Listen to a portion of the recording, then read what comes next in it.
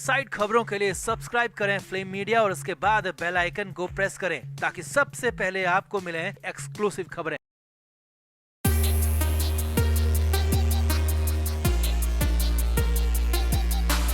आरिफ भुजवाला, ये नाम आजकल मुंबई के लिए और मुंबई के गैंगबाजों के लिए सिर दर्द बन गया है। जब से आरिफ भुजवाला को एनसीबी ने अरेस्ट किया है, तब से कई लोगों के हाथ पांव फूले हुए हैं। अपने अपने नाम आने के डर से कई लोग थर थर कांप रहे हैं। तो आरिफ भुजवाला को एनसीबी ने हाल ही में अरेस्ट किया है। पहले वो फरार हो गया था, मगर रायगढ़ में जाकर एनसीबी ने आरिफ भुजवाला को दबोच लिया। अब 2 दिन बाद एनसीबी की सख्ती के आगे आरिफ भुजवाला आखिरकार लाइन पर आ ही गया और तोते की तरह अपने आकाओं के नाम उसने उगल दिए। और ये नाम बेहद चौंकाने वाले हैं और इनका बॉलीवुड से सीधा कनेक्शन भी है। तो आपको बताते हैं सब। आप भी आरिफ भुजवाला के इस खुलासे पर कमेंट जरूर करें और अपनी राय जरूर दें। तो सुशांत सिंह राजपूत की मौत के बाद एनसीबी लगातार एक्टिव मोड में है और लगातार बड़े बड़े ड्रग पैडलर को अरेस्ट कर रही है। एनसीबी ने मुंबई के हर कोने कोने में जाकर ड्रग के धंधे करने वालों की जड़ें हिलाकर रख दी है। अब ये तो सब जानते हैं कि इस नशे के कारोबार के तार सीधे तौर पर बॉलीवुड से जुड़े हैं, मगर अभी तक किसी भी पैडलर ने किसी भी बॉलीवुड वाले का नाम नहीं लिया था। मगर अब की बार जो आरिफ भुजवाला एनसीबी की गिरफ्त में आया है, उसने एनसीबी की सख्ती के आगे कई चौंकाने वाले नाम ले लिए हैं। तो सामने आया है कि पहले तो आरिफ भुजवाला ने एनसीबी के चंगुल से बचने की काफी कोशिश की, बेहोश होने का नाटक किया, ब्लड प्रेशर हाई होने तक की बात कही। यही नहीं, वो बार बार अस्पताल जाने की जिद भी करता रहा। मगर एनसीबी तो ऐसे नाटकबाजों से रोज निपटती है, लिहाजा एनसीबी ने दफ्तर में ही डॉक्टर को बुलाकर आरिफ भुजवाला के ड्रामे को बंद करवाया। इसके बाद 5 अफसरों की टीम ने भुजवाला से पूछताछ शुरू की। अब एनसीबी सूत्रों की माने तो आरिफ भुजवाला ने 3 घंटे की पूछताछ में 6 लोगों के नाम ले लिए हैं और जिनमें से 2 का ताल्लुक सीधे बॉलीवुड से है।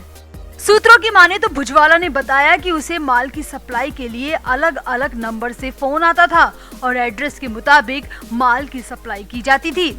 अब भुजवाला ने जो आगे कहा वो सुनिए। तो खबर है कि आरिफ भुजवाला ने बॉलीवुड के 2 फिल्म मेकर के नाम लिए हैं। इनमें से एक फिल्म मेकर की फिल्म पिछले साल लॉकडाउन से पहले रिलीज हुई थी। खबरों की माने तो उसी फिल्म की लॉन्चिंग पार्टी में भी भुजवाला ने माल की सप्लाई की थी। इसके बाद लॉकडाउन हो गया, जिस वजह से पार्टी तो नहीं मगर दूसरे फिल्म मेकर के घर जाकर भी माल की सप्लाई की गई थी। वहीं इन 2 के अलावा भुजवाला ने 4 और लोगों के नाम लिए हैं, जो कि इस धंधे में भुजवाला के साथ चेन के रूप में काम करते थे, जिनमें से सोनू खान नाम का पैडलर मेन रहा है। अब एनसीबी की तरफ से इन 2 फिल्म मेकर के नामों का खुलासा नहीं किया गया है। अब एनसीबी की तरफ से इन दोनों ही फिल्म मेकर के नाम का खुलासा नहीं किया गया है और एनसीबी अब आगे का प्लान बना रही है। और सूत्रों की माने तो एनसीबी का पूरा प्लान है कि इन दोनों ही फिल्म मेकर के घर पर अचानक छापेमारी की कार्रवाई की जाए, जिससे इनका पर्दाफाश हो सके। वैसे आपको यहाँ एक और बात बता दे कि आरिफ भुजवाला कोई छोटा मोटा पैडलर नहीं है, बल्कि अरबपति है। भुजवाला हर दिन 4 से 5 करोड़ की ड्रग बेचता आया है। जी हाँ, हर दिन 4 से 5 करोड़ की ड्रग। और इसके लिए भुजवाला ने मुंबई के डोंगरी इलाके में अपने ही घर में एमडी बनाने की फैक्ट्री तक लगा रखी थी। हर साल वो 1000 से 1500 करोड़ का ड्रग का कारोबार करता था। आरिफ भुजवाला का टारगेट बॉलीवुड होता था, क्योंकि बॉलीवुड में एमडी की डिमांड सबसे ज्यादा होती थी और बॉलीवुड में पैसों की कोई कमी नहीं है। इसीलिए आरिफ इस डिमांड को पूरा करता था और हर दिन करोड़ों रुपए कमाता था। आरिफ के पास अरबों की संपत्ति बताई जा रही है। आरिफ के सीधे संबंध दुबई में डी गैंग से भी जुड़े हैं। एनसीबी के मुताबिक डी गैंग के साथ मिलकर दुबई से ही भुजवाला ने ड्रग बनाना सीखा और एमडी का कारोबार शुरू किया। साथ ही आरिफ भुजवाला ने इंदौर के नाम पर भी बड़ा खुलासा किया है। आरिफ के मुताबिक इंदौर जैसे कुछ और शहरों तक भी वो ड्रग की सप्लाई करता था।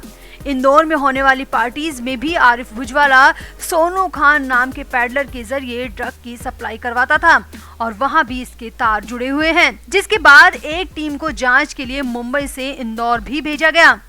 अब इस पूरे ड्रग कनेक्शन का सीधा तार सुशांत सिंह राजपूत की रहस्यमयी मौत से जुड़ा हुआ है, क्योंकि खबरें आई थी कि सुशांत को भी काबू में करने के लिए इसी ड्रग का इस्तेमाल किया गया था। मुंबई में बॉलीवुड पार्टीज में इसी एमडी का इस्तेमाल होता था और उसी एमडी का मास्टरमाइंड और सबसे बड़े सप्लायर आरिफ भुजवाला ने अब बॉलीवुड के ही कई नामों पर खुलासा कर दिया है। अब आरिफ भुजवाला को पकड़कर एनसीबी ने इस पूरे सिंडिकेट पर सबसे बड़ी चोट की है। फिलहाल तो एनसीबी ने इन दोनों ही फिल्म मेकर के नाम का खुलासा नहीं किया है, मगर खबरों की माने तो एनसीबी अब और बड़ा एक्शन लेने के मूड में है। तो अब उम्मीद है कि बॉलीवुड के इस नेक्सस की कमर टूटेगी और वो सच सामने आएगा जो अब तक अनसुना और अनदेखा है।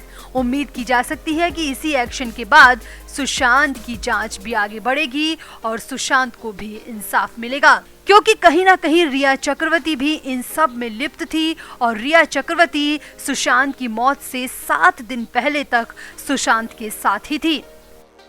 तो सुशांत सिंह राजपूत की मौत के मामले में एनसीबी को बड़ी लीड मिली है। मुंबई में एनसीबी की टीम के द्वारा पकड़े गए नशीले पदार्थ से संबंधित एक केस के तार यूपी के रामपुर से जुड़ रहे हैं। इस संबंध में मुंबई एनसीबी ने लखनऊ से अपनी एक टीम को यहां जांच के लिए भेजा है। टीम ने थानागंज और शहजाद नगर क्षेत्र में एक व्यक्ति की तलाश में छापेमारी भी की। हालांकि वो व्यक्ति तो नहीं मिला, लेकिन टीम ने उसकी फैक्ट्री पर जाकर भी जांच की। टीम ने अब फैक्ट्री मालिक को समन भेजकर मुंबई में पूछताछ के लिए बुलाया है। टीम ने आरोपी फैक्ट्री मालिक के घर की भी तलाश की। हालांकि यहाँ तो टीम को कुछ नहीं मिला, मगर एनसीबी को पक्की खबर मिली है कि इस फैक्ट्री में एक स्पेशल तरीके की सिगरेट तैयार की जाती है। यहाँ सिगरेट का सिर्फ बाहर का खोल तैयार किया जाता है, उसमें अंदर कुछ नहीं भरा होता। वो खोल पूरी तरह खाली होता है और उसमें फिर तंबाकू की जगह ड्रग भरी जाती है। जी हाँ, एनसीबी को बेहद चौंकाने वाली ये खबर मिली है, जिसके बाद रामपुर में लखनऊ की टीम ने छापेमारी की। एनसीबी के मुताबिक फैक्ट्री में सिगरेट बनाने की आड़ में ड्रग का गोरख धंधा चल रहा है। सूत्रों की माने तो फैक्ट्री मालिक इस सिगरेट की सप्लाई देश के बड़े बड़े शहरों में करता रहा है, जिसमें मुंबई भी एक है। सूत्रों की माने तो बड़े बड़े फिल्मी हस्तियों तक इस फैक्ट्री मालिक के संपर्क है और सबसे बड़ी बात जो निकलकर सामने आ रही है उसको सुनकर आप भी हैरान रह जाएंगे, और वो ये है कि इसी तरह की सिगरेट सुशांत सिंह राजपूत के घर से भी बरामद की गई थी। जी हाँ, रामपुर में बनी इसी तरह की सिगरेट सुशांत सिंह राजपूत के घर से बरामद की गई थी। सूत्रों की माने तो रामपुर में बनी सिगरेट के खोखे सुशांत के घर से सुशांत की मौत के बाद मिले थे। अब सुशांत के घर में ये सब कहां से आया, और ये सबसे बड़ा सवाल है। अब इस मामले में पुख्ता जानकारी तो नहीं मिली, मगर इतना निकल कर आ रहा है कि हो सकता है कि रिया चक्रवर्ती का हाथ इस सब के पीछे हो, क्योंकि रिया चक्रवर्ती पर आरोप लग चुके हैं कि वो सुशांत को गैर कानूनी तरीके से ड्रग दिया करती थी। मतलब सुशांत को कुछ नहीं पता होता था कि उसे चाय, कॉफी या जूस में क्या क्या मिला कर दिया जा रहा है। शायद उसी तरह इस सिगरेट में कुछ ऐसे नशीले पदार्थ मिलाकर दिए जाते होंगे जिसको लेने के बाद सुशांत अपनी सुध बुध खो देते होंगे। अब सुशांत की मौत के 6 दिन पहले तक, यानी कि 8 जून तक रिया चक्रवर्ती सुशांत के घर में सुशांत के साथ लिव इन रिलेशनशिप में रह रही थी। खबरों की माने तो सुशांत की हर चीज में रिया का पूरा दखल था।